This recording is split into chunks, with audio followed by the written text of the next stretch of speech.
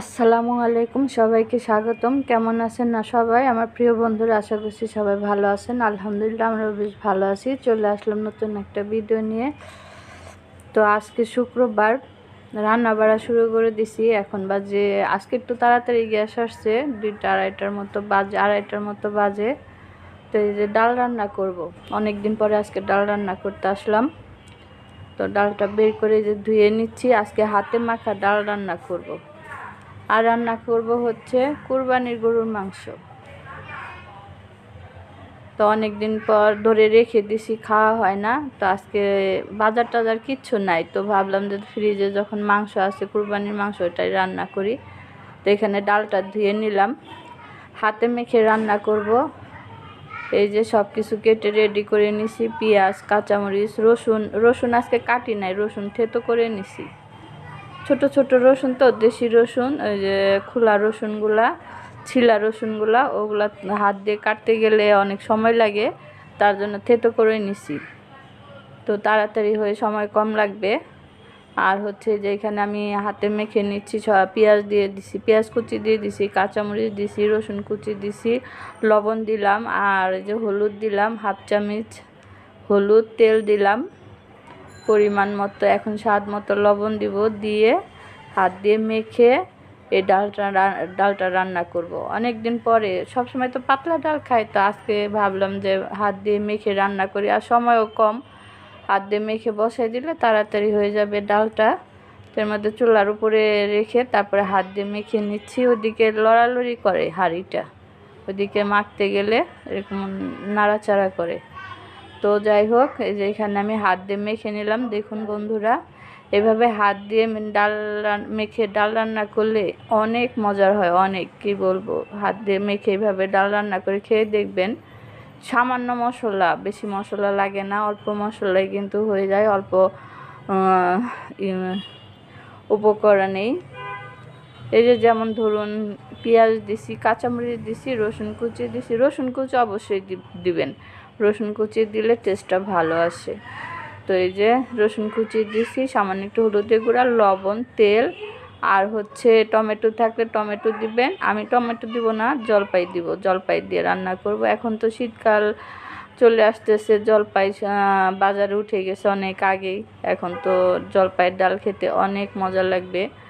তো এই যে বন্ধুরা, ডালটা আমি বসিয়ে দিয়েছিলাম পানি দিয়ে। দেখুন, এই যে বলক আসার পর ডালটা এরকম হয়েছে। তো এটা কিন্তু ঘুটার দেওয়ার প্রয়োজন পড়ে না, আপনারা চাইলে ঘুটার দিয়ে নিতে পারেন, কেউ আবার বাগার দেয়, তো আমি বাগার দিব না। এই যে জলপাই দিয়ে দিলাম, জলপাই দিয়ে ডালটা রান্না করব। অনেক টেস্ট, অনেক টেস্ট। এই ডাল দিয়ে আপনার হাঁড়ির ভাত শেষ হয়ে যাবে, এতটাই মজার হয়। দিয়ে দিলাম ধনিয়া পাতা, শীতকাল যেহেতু, এখন ধনিয়া পাতা না দিলে কোনো কিছুতেই ভালো লাগবে না। তো এই যে ধনিয়া পাতা দিয়ে, তো এভাবে আরেকটা না, 2টা বলক আনবো। হয়েই গেছে ডাল, দেখুন ঘন হয়ে গেছে। এই যে খুরচুন দিয়ে এভাবে নাড়াচাড়া করলেই কিন্তু আপনার ঘুটার মতো হয়ে যাবে, ঘুটা দিতে হবে না। তো আপনারা যদি চান যে ঘুটা দিবেন, তাহলে ঘুটা দিতে পারেন। আমি ঘুটা দিইনি, এভাবেই খুরচুন দিয়ে নেড়েচেড়ে আর কি করলাম, রান্না করলাম। ডালটা কিন্তু অনেক সুন্দর হয়েছে, কালারটাও কিন্তু সুন্দর আসছে। আর দেখুন কতটা ঘন হয়েছে। এই যে ডালটা, এই ডাল দিয়েই আপনার ভাত খাওয়া হয়ে যাবে। মাছ মাংস বলবে দূরে থাক, এতটাই মজার হয় হাত দিয়ে ডাল এভাবে, মুসুরির ডাল এভাবে হাতে মেখে রান্না করলে। তো এই যে বন্ধুরা দেখুন, এখন একটু বলকানে আসলে নামিয়ে রাখবো। ডালটা কিন্তু আমার হয়ে গেছে, ডালটা আমার হয়ে গেছে।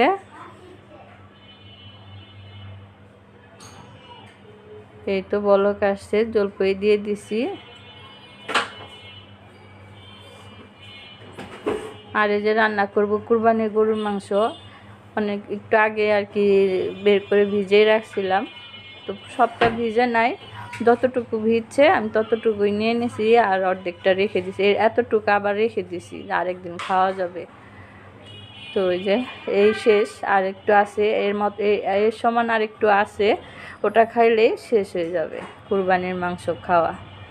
তো এই যে বন্ধুরা, মাংসটা আমি কেটে ছোট ছোট পিস করে নিয়েছি, বড় বড় ছিল। এখন ধুয়ে নিচ্ছি, রান্না করব। আর আজকে তো গ্যাস তো তাড়াতাড়ি আসছে, সেই জন্য রান্নাটা করা যাচ্ছে। ডালটা তো হয়েই গেছে, দেখতেই পেলেন। ভাত তো আগেই হয়ে গেছে, ভাত আগেই না, ভাত সকালে রান্না করা হয়েছে।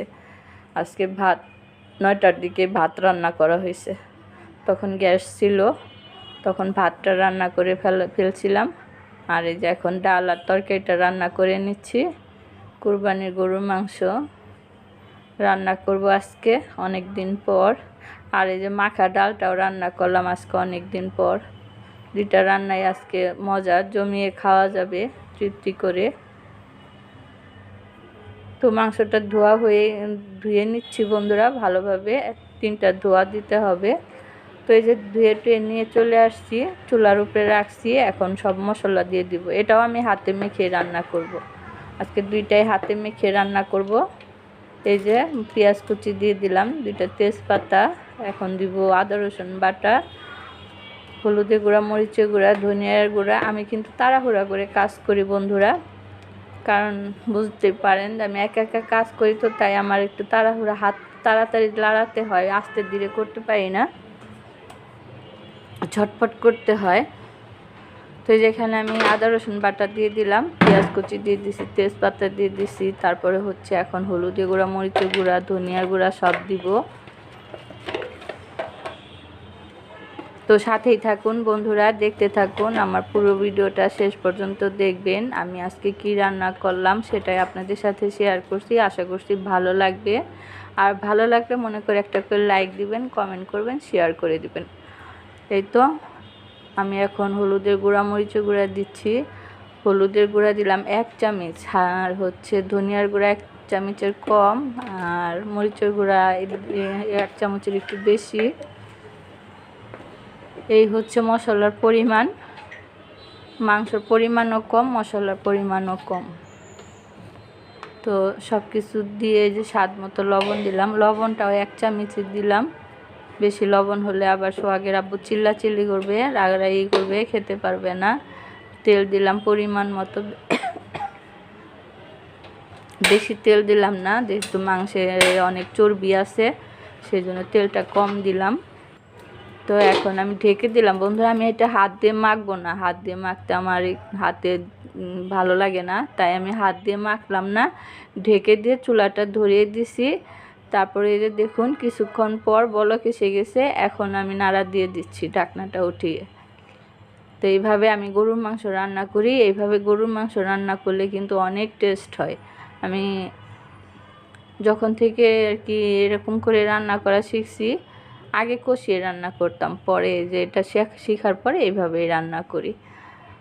তো এইভাবে অনেক মজা হয় মাংস রান্না, আপনারা রান্না করে দেখবেন।